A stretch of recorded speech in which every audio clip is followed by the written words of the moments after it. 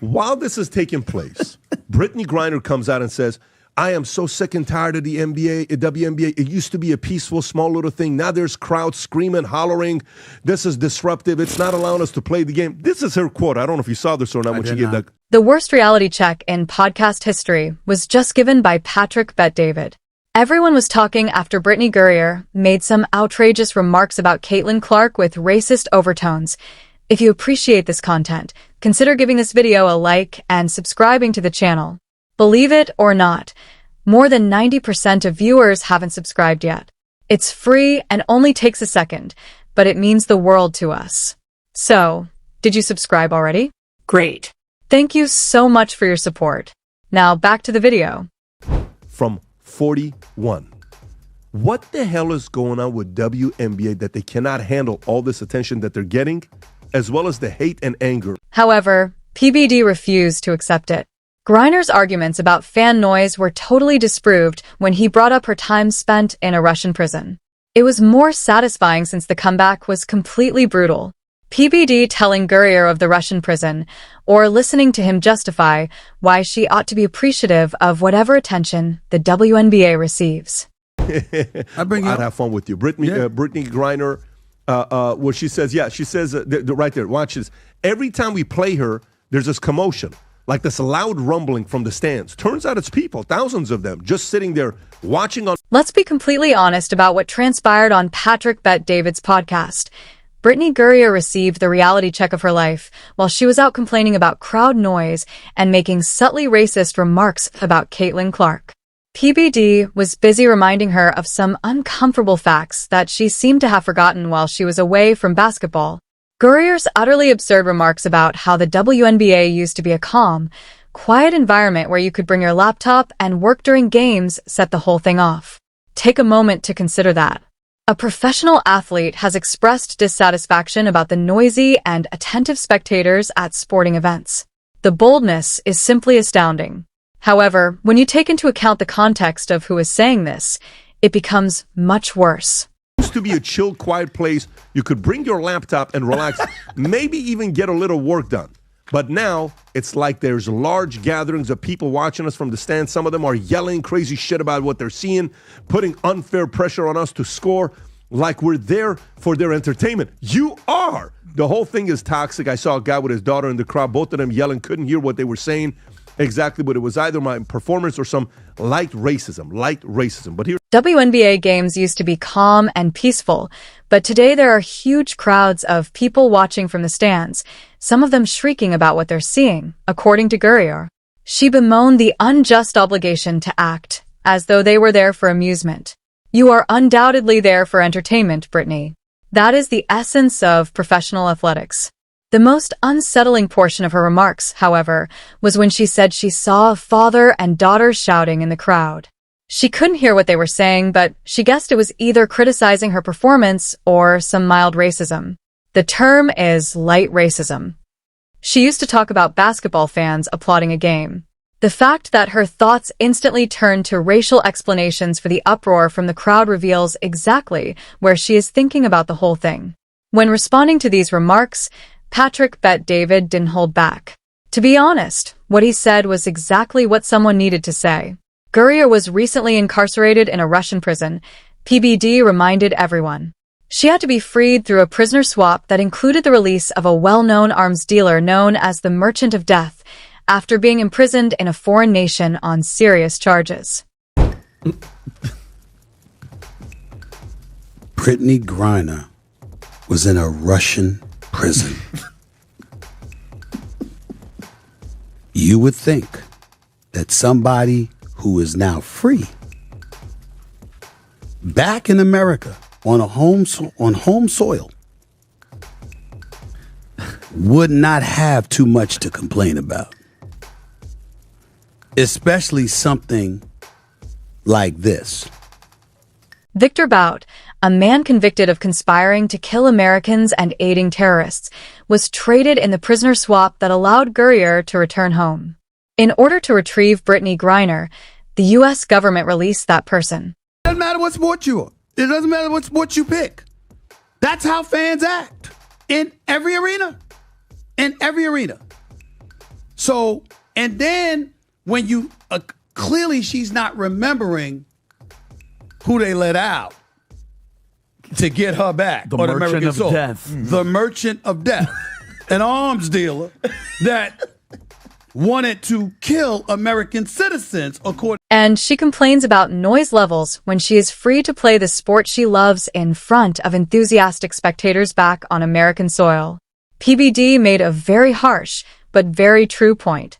You would expect that someone who is imprisoned abroad would view freedom and opportunity entirely differently.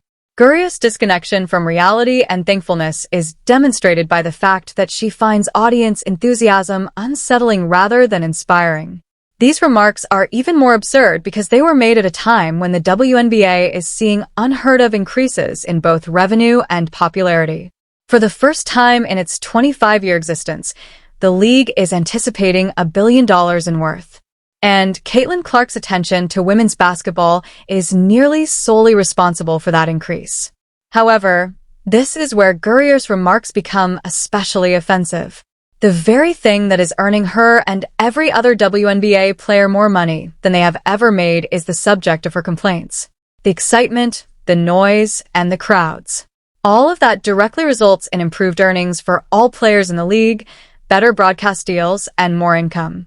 Because they highlight the true difficulty that some players have with Clark's success, the racial undertones in Gurrier's remarks are particularly disturbing. In reality, it has little to do with individual performance or basketball skill. It has to do with the reality that a young white player is receiving the kind of widespread attention that black players in the league never do, despite years of success. DVD confronted this situation by admitting that Clark's ethnicity likely plays a role in some of the attention she gets.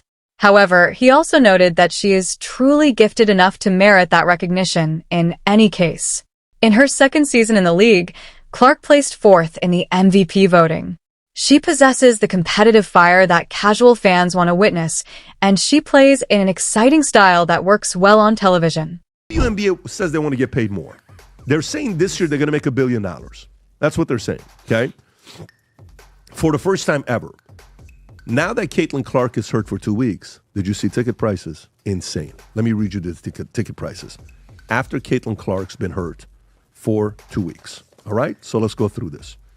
Caitlin Clark absence is having an immediate impact beyond the court. According to data shared by Yahoo Sports via TickPick, prices for 2 specific Indiana Fever away games against the Chicago Sky and the Washington Mystics dropped sharply after Clark was sidelined. Before the injury, the lowest ticket available for Fever's matchup in Chicago was $86. For the game in Washington, fans needed at least $41 to get in. After the news of Clark's absence, those get-in prices fell to $25 from $86 and $14. The entire narrative of who is truly responsible for the WNBA's success is revealed by the ticket pricing data that PBD cited in the podcast. The cost of Fever Games tickets plummeted as soon as Clark was hurt. Tickets for Chicago dropped from $86 to $25. Tickets to Washington are now only $14 instead of $41. These are not minor changes. These market crashes occur when the primary draw vanishes. When you take into account that the majority of WNBA games were played in basically empty arenas throughout the league's first 24 years of existence, Gurrier's complaints regarding crowd noise become even more ludicrous. Because there was no pressure, no expectations, and no accountability to paying consumers, players felt at ease. All of that was altered by Clark's arrival, and some players were obviously unprepared for the change. Gurrier's description of the former WNBA as a venue where you could bring your laptop and get work done sums up why the league remained obsolete for such a long time. Instead than treating games as professional entertainment that viewers pay to watch, these players treated them as informal pickup runs. The WNBA lost money for 25 years in a row because of this mindset. Because he prevented Griner from hiding behind victim narratives or racial complaints, PBD's answer was very successful. He compelled the discussion to return to the actual world. She was freed from detention abroad. She may now play basketball for free in America for more money than the WNBA has ever made. In reaction, she bemoans the fervor of her fans. The comparison to other sports, according to Nim, was particularly detrimental to Griner's case. Every professional sport involves audience noise and intensity, as PBD noted. Players in the NBA, NFL, MLB, and NHL must contend with ardent supporters and difficult road conditions. That is not an exceptional hardship that calls for specific accommodations. Rather, it is regarded as a part of the job. It appears that Griner believes WNBA athletes should have access to all the advantages of professional sports: salary, recognition, and a platform free from the demands and obligations of entertaining paying clients. No professional sports league or nation operates that way. PBD's mention of the Russian jail angle was especially harsh, since it demonstrated how tone-deaf Griner's grievances actually are. Here's a person who is subjected to real oppression, real restrictions on her freedom, and real repercussions for her acts, and she's using that platform to gripe about Americans' enthusiasm for basketball games. Additionally, Patrick Bet-David talked about the general discontent that certain WNBA players had with Clark's achievements. He admitted that it makes sense for players to become irritated when they witness someone receiving attention they believe they are entitled to. However, he also noted that when transcendent abilities appear, this dynamic occurs in every sport. Because Jordan experienced comparable animosity from other athletes who believed he was receiving too much attention and credit, the connection to Michael Jordan was especially pertinent. The Jordan rules were literally invented by the Detroit Pistons in an attempt to physically and psychologically abuse him. But rather than because the media was exaggerating Jordan's significance, that animosity stemmed from the fact that his influence was indisputable. And she wreaks havoc. She's the Rookie of the Year. She's fourth in the league in MVP voting. Fourth in the league, her rookie year. Wow. Outstanding. She's like Steph Curry. She can pull up from anywhere. You understand? She has that kind of capability. Didn't win a national championship. Lost to LSU one year. Lost to South Carolina another year. But she's outstanding and clearly worthy of being the number one overall pick. And what I was saying to everybody is ride the wave. Rising tide lifts all boats. The girl is spectacular. It's not like she's not a scrub. She's not only can play, she's a star caliber player who draws this attention. And maybe it's because that fan base that she has and her being a young white lady. 1063 with Clark. The circumstances are comparable. Her attention is determined by her quantifiable influence. Sales of tickets, TV ratings, merchandising, and social media interaction. These are not media narratives or personal viewpoints. These unbiased financial indicators demonstrate her worth to the league.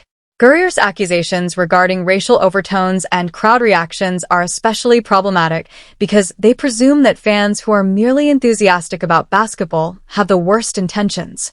The belief that father-daughter pairings who yell at games must be practicing racism demonstrates a problem-solving mindset rather than an appreciation of chances. Some WNBA players were ill-prepared for mainstream success, as the podcast conversation made clear. They worked in a bubble for 25 years with little accountability, little criticism, and low expectations. Real scrutiny, real pressure, and genuine performance repercussions followed Clark's arrival. Because it emphasized the sharp contrast between Griner's experience in a Russian jail and her current grievances over American basketball fans, PBD's statement about appreciation was particularly potent. Every moment of freedom, every chance to compete, and every fan who decides to pay to hear her perform should be celebrated by someone who genuinely understood what she endured. The WNBA's financial forecasts are totally reliant on sustaining the level of fan engagement that Clark has sparked. The league will swiftly return to its previous format of empty arenas and financial losses if players like Griner are successful in turning away casual spectators with complaints about enthusiasm and charges of racism. Griner's remarks were especially regrettable because they coincided with the WNBA's greatest financial success in league history. She decided to concentrate on perceived issues rather than clear advantages rather than seizing the chance and capitalizing on the momentum. Because of his experience in business, Patrick Bet-David had the ideal viewpoint to deal with these problems. He is aware that player salaries are funded by revenue generated by fan interaction and customer happiness. It is equivalent to moaning about having too much money to complain about overly enthusiastic clients. It exposes a basic misconception about the operation of professional sports economics. It was especially crucial to compare this to other entertainment sectors. At performances, musicians don't complain about noisy audiences. When audiences are overly attentive during performances, actors don't complain. Creating excitement and emotional investment in paying clients is the main goal of professional entertainment.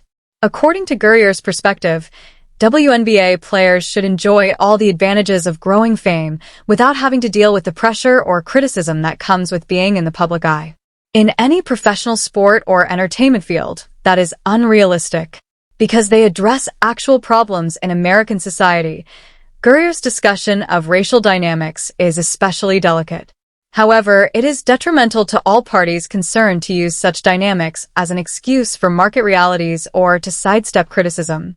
Clark's effectiveness is determined by quantifiable impact rather than racial prejudices. Because PBD held Gurrier responsible for her tone-deaf concerns while simultaneously acknowledging the intricacy of these issues, his response was successful. While he did not completely discount racial issues, he also did not allow them to be used as a justification for disregarding the facts about league profitability and fan participation. PBD's mention of the prisoner swap background was very potent since it made everyone aware of the stakes of Gurrier's predicament. In order to gain her release, the U.S. administration really exchanged a convicted arms dealer. That degree of international compromise and negotiation shows how important her independence is. Gurrier's reaction to that freedom, whining about crowd loudness and assuming racial intentions from enthusiastic supporters, demonstrates a basic lack of appreciation and perspective. A person who genuinely valued their circumstances would be enjoying every chance to play hoops in front of fervent spectators. PBD conveyed a more general lesson about perspective and gratitude. For 25 years, the WNBA has battled for both financial stability and relevance. Instead of whining about the very elements that make success possible, players ought to be seizing the chance now that it has gained widespread attention and increasing revenue. Patrick Bet-David didn't hold back because it was necessary for someone to express how many people felt about Gurrier's remarks. Tone deafness, ingratitude, and racial preconceptions were too much to ignore, especially from someone who ought to be more aware of the importance of opportunity and freedom than the majority of people. Brittney Griner was just reminded by Patrick Bet-David that white appreciation is more important than complaints. PBD gave her the much-needed reality check as she was whining about racial preconceptions and crowd noise. The allusion to the Russian prison was harsh, yet essential. If you believe PBD was correct, hit the like button and subscribe for more unvarnished truth.